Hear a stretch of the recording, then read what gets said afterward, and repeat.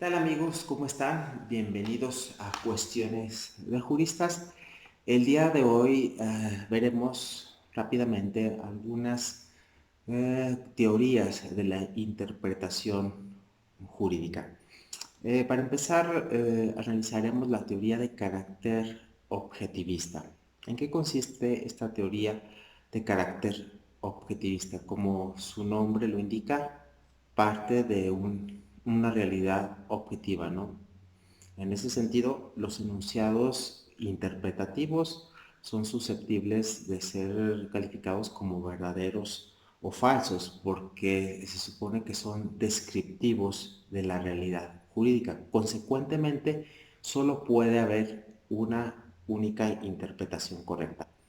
La interpretación, por tanto, es una actividad de carácter cognoscitiva, es decir, radicalmente objetiva, perceptible sensorialmente a través de nuestros sentidos.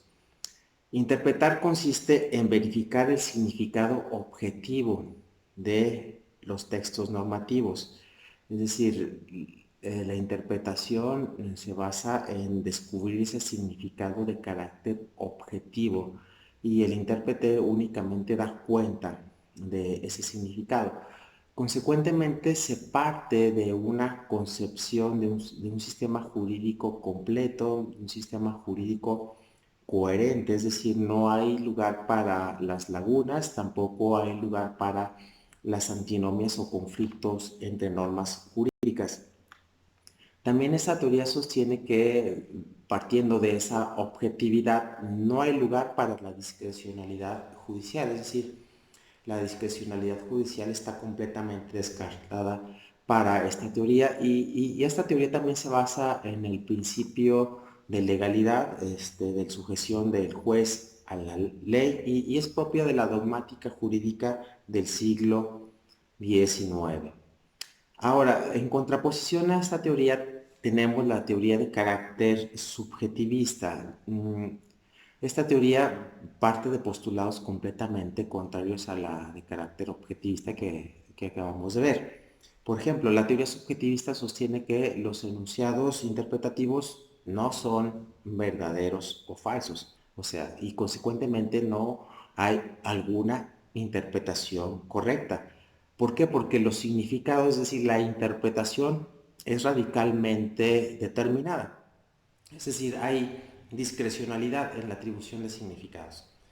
Eh, También esta teoría de carácter subjetivista sostiene que la interpretación es una actividad de valoración y de decisión, no de conocimiento.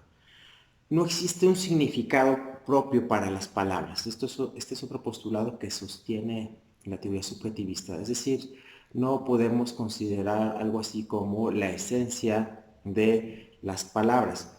¿Por qué? Porque el significado de las palabras está determinado por quien las emite y por quien las usa. ¿Sí? Aquí nos vamos al uso del lenguaje y consecuentemente no hay objetividad en el empleo de determinadas palabras en un texto normativo. Por tanto, la interpretación que se haga de esas palabras contenidas en textos jurídicos pues es una actividad meramente discrecional.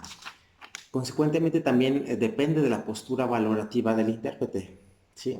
Las normas jurídicas sostienen esa teoría son resultados de la interpretación, no preexisten a la interpretación, sino que las normas jurídicas son el resultado de la interpretación que realiza el intérprete. Esta teoría y este punto es importante, sostiene que los jueces crean derecho, contrario a lo sostenido por la teoría de carácter objetivista, donde ve un sistema jurídico completo, donde existe un mandato de la sujeción del juez a la letra de la ley, convirtiendo al juez en la boca que pronuncia las palabras del legislador.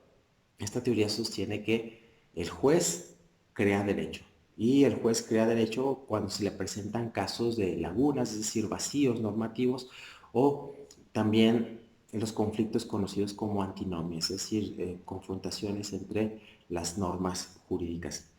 Y estas teorías son sostenidas por el realismo jurídico, tanto el americano como el escandinavo y el italiano.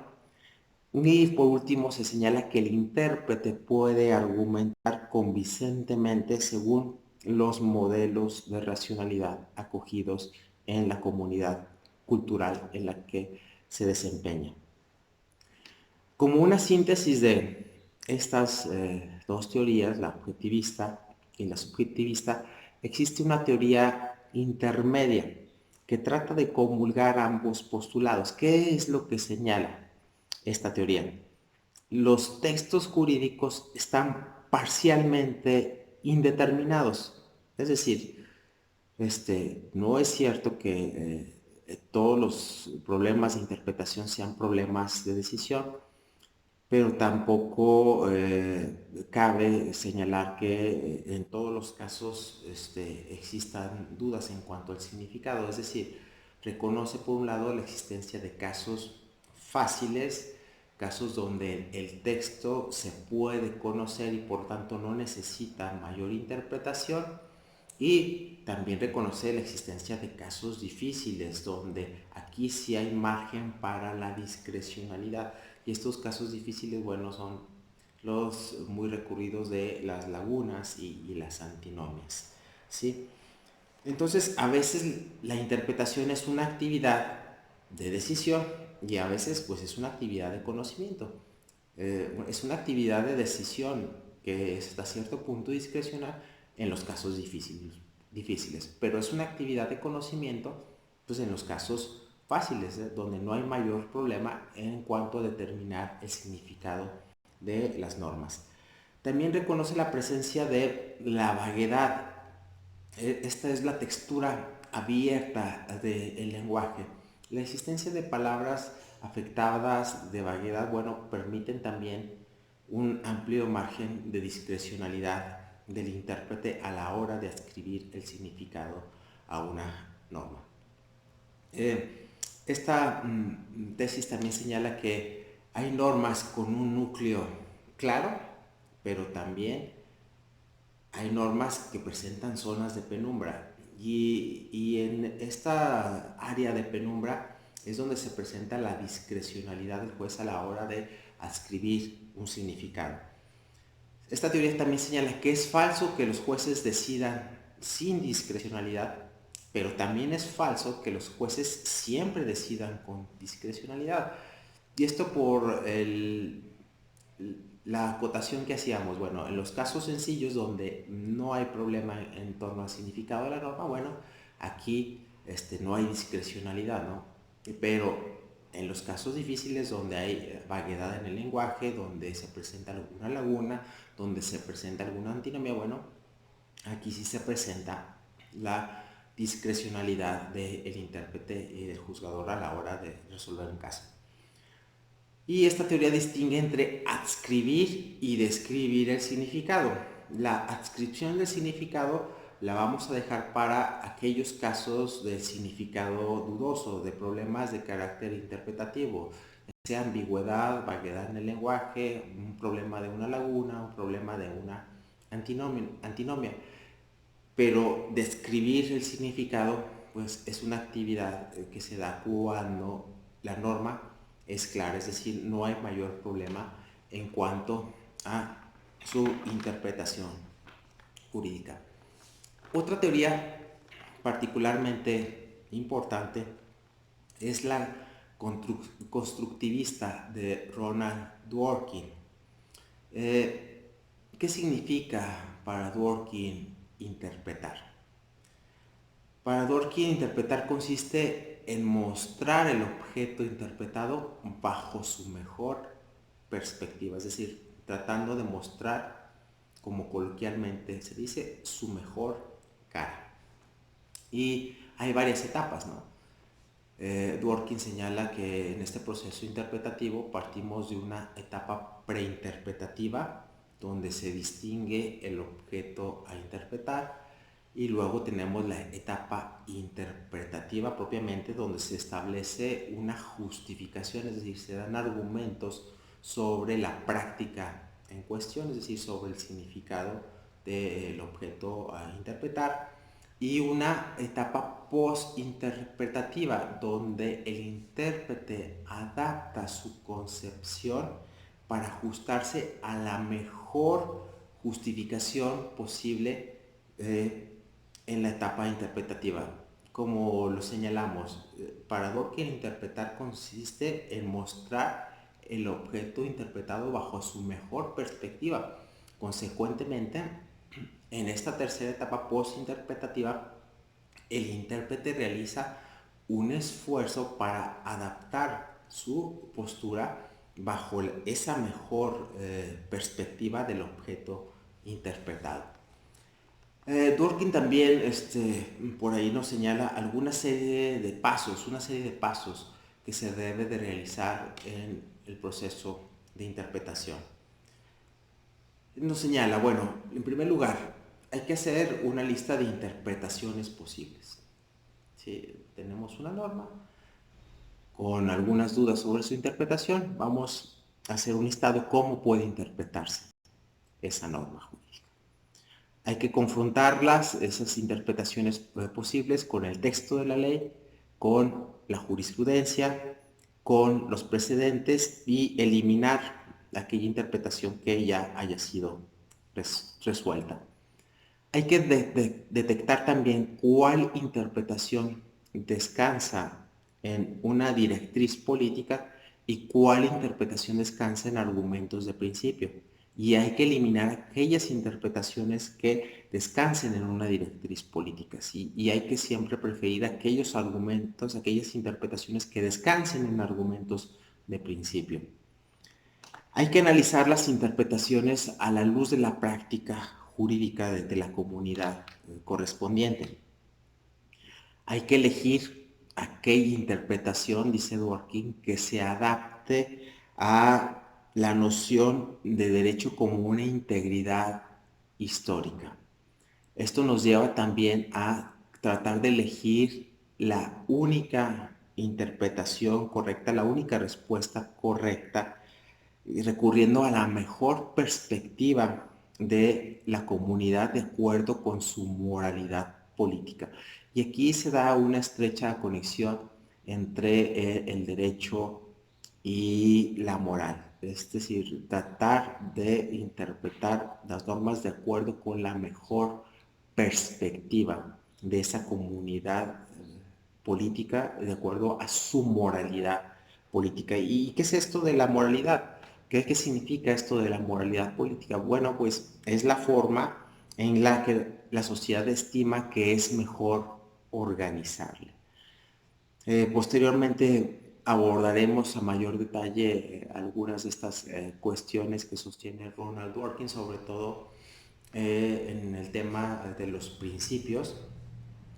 Y hasta aquí le dejamos con Dworkin. Y Dworkin es relevante porque siempre hay que tratar de interpretar las normas bajo su mejor perspectiva posible de acuerdo con estos criterios de moralidad. Ahora pasemos a una teoría intencionalista. Esta es muy sencilla, ¿no? Hay que interpretar, consiste en descubrir la intención del emitente, de quien emite la norma. Esto no hay mayor problema, y bueno, esto lo conectamos con algunos argumentos interpretativos, sobre todo el de carácter funcional, que siempre atiende a la intencionalidad de quien emite la norma.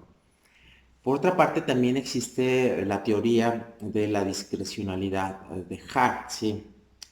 ¿Qué sostiene Hart? Bueno, en casos difíciles hay márgenes de discrecionalidad para regular las relaciones sociales. ¿Y cuándo se presenta la discrecionalidad, no? La discrecionalidad se presenta sobre todo cuando existe ambigüedad y vaguedad en los textos jurídicos. Aquí señala Hart, hay margen de discrecionalidad. Hart también sostiene que todas las normas presentan un núcleo claro sobre el cual no tenemos duda en cuanto al significado de la norma, es decir, no hay mayor problema de interpretación, pero también presenta a veces la zona de penumbra. Y es aquí donde se presentan los problemas de interpretación, es decir, cómo debe de comprenderse una determinada norma, y es aquí donde se presenta la discrecionalidad del juzgador. Sin embargo, sostiene Hart que los jueces tienen algunos límites. Sí, estos límites, dice Hart, bueno, nos lleva a sostener que la discrecionalidad es hasta cierto punto controlada, ¿no? ¿Y cuáles son estos límites? Bueno, los de las normas, los de los precedentes, es decir, los de la jurisprudencia existente y los de los principios procesales que resulten aplicables. Otro de los límites los tenemos en virtudes de carácter judicial, como la imparcialidad, como la neutralidad al examinar las distintas alternativas de solución. Esto, bueno, estas virtudes llevan a considerar al intérprete diversas alternativas posibles para tratar de conciliar los intereses en conflicto y tratar de buscar una solución justa, ¿no? Una resolución que armonice estos distintos intereses en conflicto. Por eso señala Hart que la discrecionalidad en este tipo de casos difíciles de ambigüedad y vaguedad, bueno, están parcialmente controladas, o sea, tiene límites la discrecionalidad, de acuerdo con Hart. Finalmente, en las teorías de carácter hermenéutico, tenemos que Arthur Kaufman, por hermenéutica, entiende el arte de comprender, ¿sí? Por hermenéutica, ¿qué más podemos entender? Como una actividad del intérprete consistente en desentrañar el significado de la norma, ¿sí? Para estas teorías, el proceso interpretativo inicia con una precomprensión del objeto a interpretar, que se encuentra conectada con los prejuicios previos que tenga el intérprete sobre la situación o la norma a interpretar, ¿sí? Esta teoría sostiene que el juez parte de un conocimiento previo de las instituciones jurídicas que se van reafirmando conforme la experiencia que va adquiriendo en la resolución de los casos, y que al ser mezclada con los hechos nuevos del caso, bueno, hace que se conjuguen estas precomprensiones previas, sus prejuicios con estos nuevos hechos del caso, y hasta llegar a la solución del conflicto. En síntesis, estas son algunas de las teorías de la interpretación jurídica. Y posteriormente, en otros videos, nos referiremos a algunos métodos concretos de interpretación, a algunos problemas que se pueden presentar en la interpretación ya de una manera más específica. Ahorita hicimos mención a la ambigüedad, a la vaguedad en el lenguaje, a las lagunas, a las antinomias. Abordaremos con mayor profundidad estos problemas de interpretación y algunos métodos para resolver este tipo de conflictos. No se les olvide darle like al presente video y les agradezco de antemano su amable atención. Nos vemos hasta la próxima.